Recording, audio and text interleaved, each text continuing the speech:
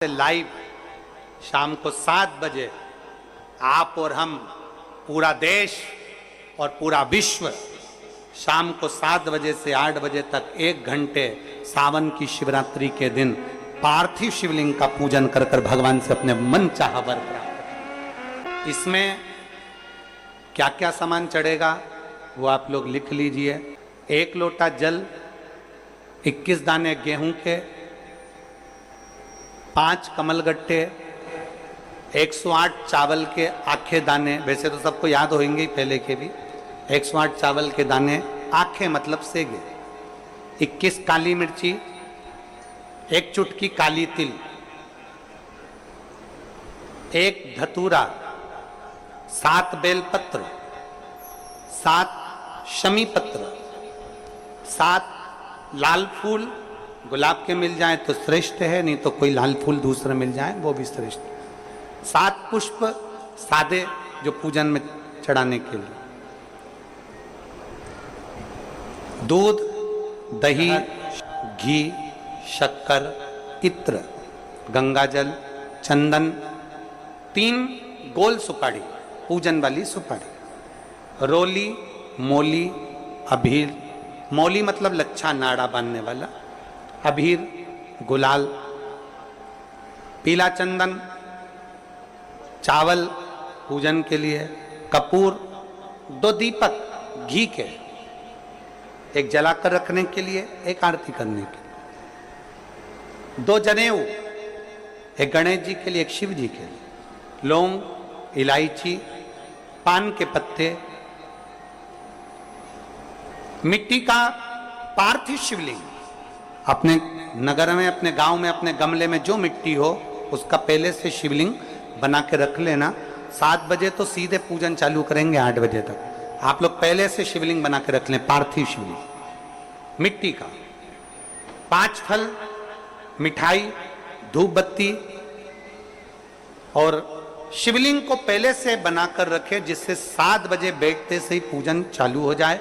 अपने अपने mobile TV चालू रखना है, ऑनलाइन पूजन करना है। अपने नगर में, अपने गांव में जो ब्राह्मण देवता हों, जो पंडित जी हों, जो आपके यहाँ आते रहते हों, और जो ब्राह्मण हों, उनको भी उस समय पर आप अभिषेक पूजन के लिए आमंत्रित करें।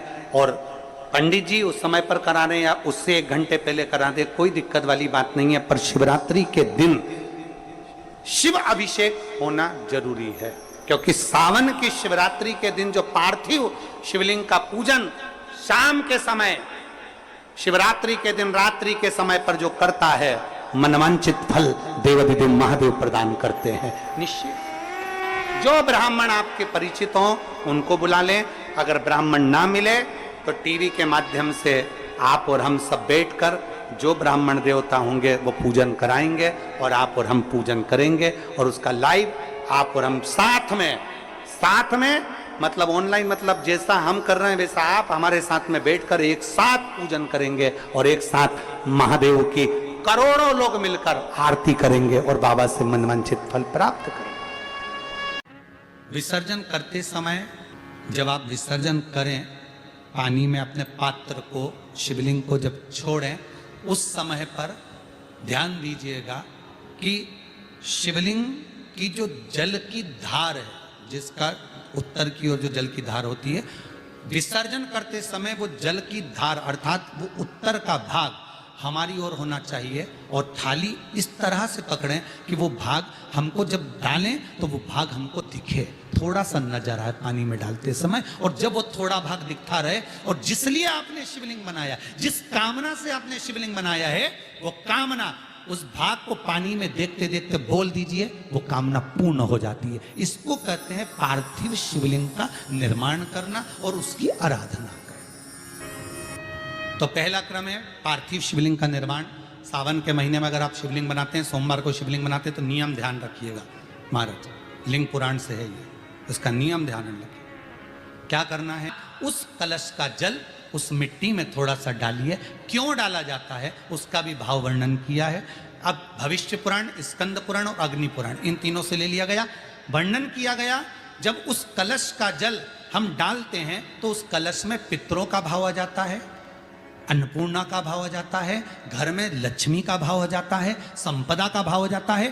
पूरे 24 घंटे के अंदर एक क्षण के लिए रसोई घर में 33 कोटि देवता आते हैं, तो वो देवता का सारा भाव उस कलश के अंदर आ जाता है। और वो जल जब हम उस मिट्टी में मिलाते हैं तो गंगा, यमुना, सरयू, सरस्वती, ये 33 कोटि देवता में, तो इन सब का आनंद उस जल में आ जाता है। और वो जल जब हम मिट्टी में मिलाते हैं तो मिट्टी पवित्र हो जाती है, स्वयं कैलाश अधिपति को स्वीकार करने के लायक हो जाती है, निर्मित करने के लायक हो जाती है। शिवलिंग का निर्माण। अब शिवलिंग का निर्माण कैसे करना? मिट्टी में गला दिया पानी में। सबसे पहले शिवलिंग बनाने से पहले पात्र जो होता है उसके नीचे एक बेलपत्र रखी जाती है। क्या रखना है? एक बेलपत्र। शंकर को झेलने के लिए कोई साधारण नहीं है पात्र जिस पे झेला जाए।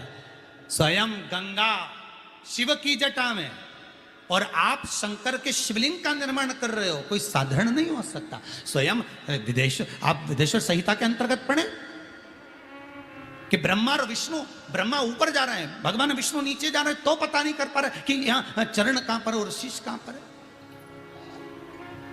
उसको जान ही नहीं पा रहे।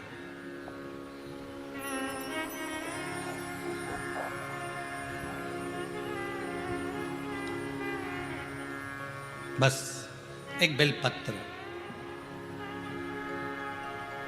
साधारण भाव में, बेलपत्र भी सीधा भाग, और इस बेलपत्र की जो डंडी है वो उत्तर दिशा में रखना है थाली के अंतर्गत। जब आप शिवलिंग का निर्माण करें उत्तर, इसके ऊपर जो गलाई हुई मिट्टी है वो डाल दीजिए, और डालने के बाद सबसे पहले शिवलिंग का स्वरूप बनाना है। सबसे पहले नीचे की जलाधारी नहीं बनाना, क्या बनाना है?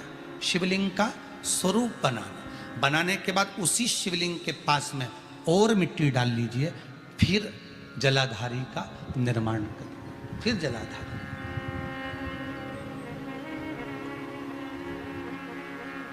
शिवलिंग जलाधारी निर्मित हो गई। शंकर जी का संपूर्ण परिवार शिवलिंग में रहता है, आपको पहले भी कहा। मिट्टी कहाँ की होना चाहिए, किस जगह पर बनाना चाहिए, मिट्टी में कैसा जल मिलाना चाहिए। जब शिवलिंग का निर्माण करें, शंकर के शिवलिंग को जब बनाए तो सबसे पहले कैसे बनाए, उस तक का विधान शिव महापुराण में और लिंग पुराण में कहा गया। महाराज कहा, क्यारे की मिट्टी हो, क्यारा मतलब समझिएगा जिस मिट्टी पर कोई गंदगी ना करी गई हो, ऐसी जगह का कोई।